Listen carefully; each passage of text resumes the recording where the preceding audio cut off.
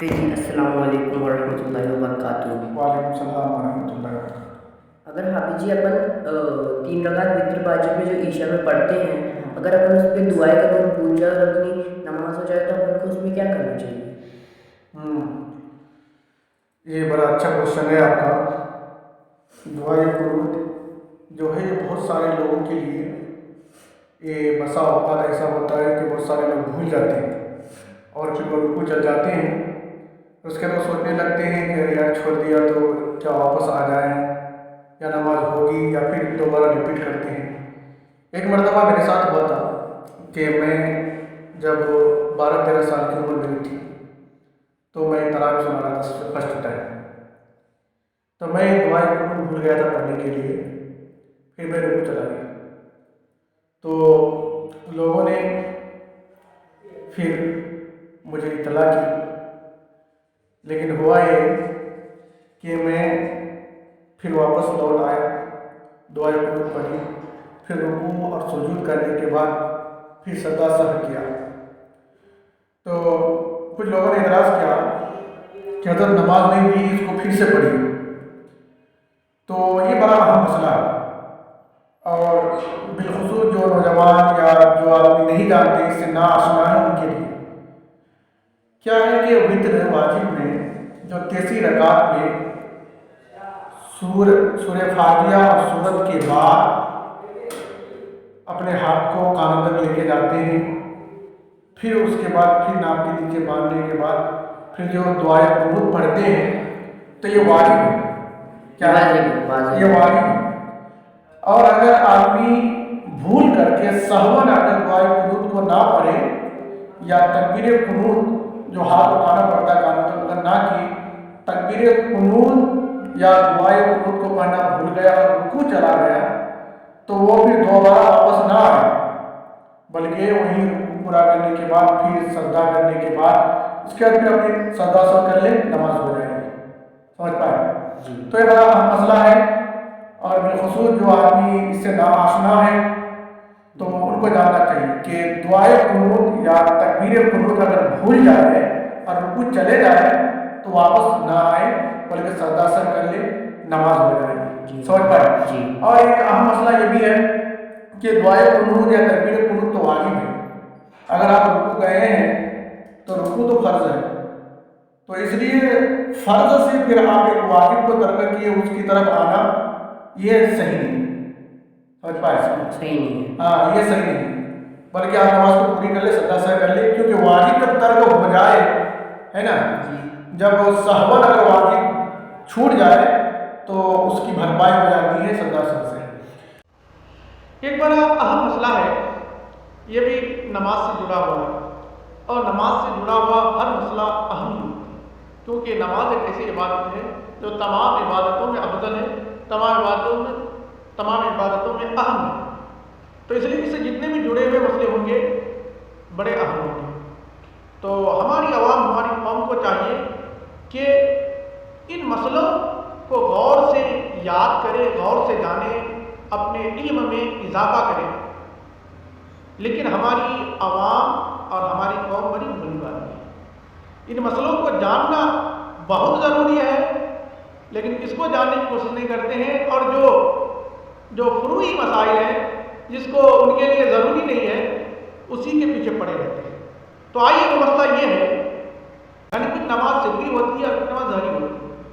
اب پہلے آپ کو ہم سری اور جہری سمجھاتے ہیں۔ سری اسے کہتے ہیں جس میں آہستہ قرأت کی جائے، اور ظاہری اسے کہتے ہیں جس میں بلند آواز سے قرأت کی جائے، جیسے کہ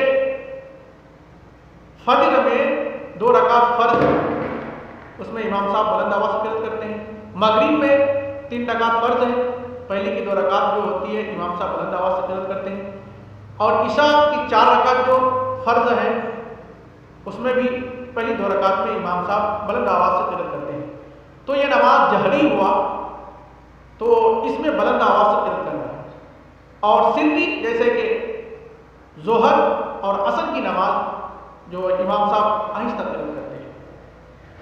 تو جب میں چھوٹا تھا تو اس وقت ایک مرتبہ یہ معاملہ پیش آیا کہ امام صاحب نے عصر کی نماز جو سری ہے انہوں نے بآواز بلند الحمد پڑھا. اس کے بعد پھر انہیں یاد آیا کہ ارے سیدھی نماز ہے, میں جہر سے جہر کر رہا ہوں, تو انہوں نے پھر آہستہ سے کرنا شروع کر دیا. پھر آخر میں انہوں نے سجدہ سہو کیا. تو یہ جو سجدہ سہو ہے یہ درست نہیں ہے. اگر سری نماز میں کسی نے بآواز بلند سہون ایک کلمہ یعنی الحمد, ایک کلمہ اگر بلند آواز سے تلاوت کی, پھر انہیں یاد آیا, پھر آہستہ آواز شروع کر دی, تو ایسی صورت میں بغیر سجدہ سہو کے نماز درست ہو جائے گی. یعنی سری نماز میں اگر انہوں نے بلند آواز سے یعنی جہر سے سہون ایک کلمہ تلاوت کر دی, یا پھر جہری نماز میں جس میں بلند آواز سے تلاوت کرنا تھا انہوں نے آہستہ سے ایک کلمہ تلاوت کر دی, تو پھر ایسی صورت میں بغیر سجدہ سہو کے نماز ہو جائے گی. سری نماز میں سہون کسی نے بآواز بلند ایک کلمہ تلاوت کر دی, یا جہری نماز میں کسی نے سہون پست آواز سے ایک کلمہ تلاوت کر دی, تو ایسی صورت میں بغیر سجدہ سہو کے نماز ہو جائے گی. ہاں اگر ایسا ہو کہ انہوں نے ایک آیت تلاوت کر دی, یعنی الحمدللہ رب العالمین ایک آیت ہے, یا دو آیت تلاوت کر دی سری میں جہر سے اور ظہر میں آہستہ سے, تو اب ایسی صورت میں سجدہ سہو اس پر واجب ہے. اور دوسرا مسئلہ یہ بھی ہے, یہ بھی تھوڑا غور سے سماعت فرمائے گا, یہ بھی بڑا اہم ہے, اور ہمارے ساتھ بھی یہ معاملہ پیش آیا تھا. شخص نے مجھ سے پوچھا کہ امام صاحب یہ بتائیں کہ اگر جو امام کے پیچھے نماز پڑھتا ہے اس کی اگر ایک دو رکعت چھوٹ جائے تو اس کو مسبوق کہتے ہیں, اور ایک دو رکعت چھوٹ گئی, ایک رکعت چھوٹی یا دو رکعت چھوٹی یا تین رکعت چھوٹی, لیکن جب امام صاحب آخر میں سلام پھیر دیا تو انہوں نے بھی سہون یعنی بھول سے انہوں نے بھی سلام پھیر دیا. پھر اگر وہ کھڑا ہو گیا, انہیں یاد آیا کہ نہیں ابھی تو ہماری رکعتیں باقی ہیں, پھر کھڑے ہو کر پڑھا, تو ایسی صورت میں بھی سجدہ سہو نہیں ہے. یہ مسئلہ تھوڑا غور سے سماعت فرمائے گا.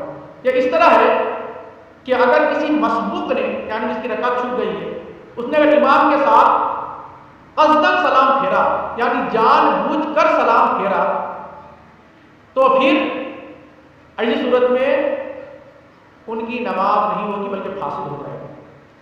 ہاں اگر انہوں نے سہون سلام پھیرا یعنی بھول کر سلام پھیر دیا, پھر انہیں یاد آیا اور سلام پھیرنے کا ترنت کھڑا ہو گیا, تو ایسی صورت میں نماز ہو جائے گی اور ساتھ ہی ساتھ سجدہ سہو کی ضرورت نہیں ہے. ہاں اگر انہوں نے امام کے ذرا دیر بعد سلام پھیرا پھر وہ کھڑا ہوا, تب سجدہ سہو اس پر لازم ہے.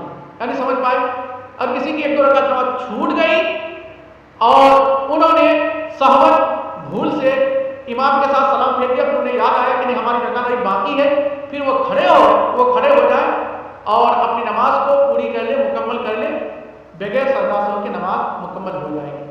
ہاں اگر انہوں نے امام کے تھوڑی دیر بعد سلام پھیرا پھر کھڑا ہوا, تو ایسی صورت میں انہیں سجدہ سہو کرنا پڑے گا.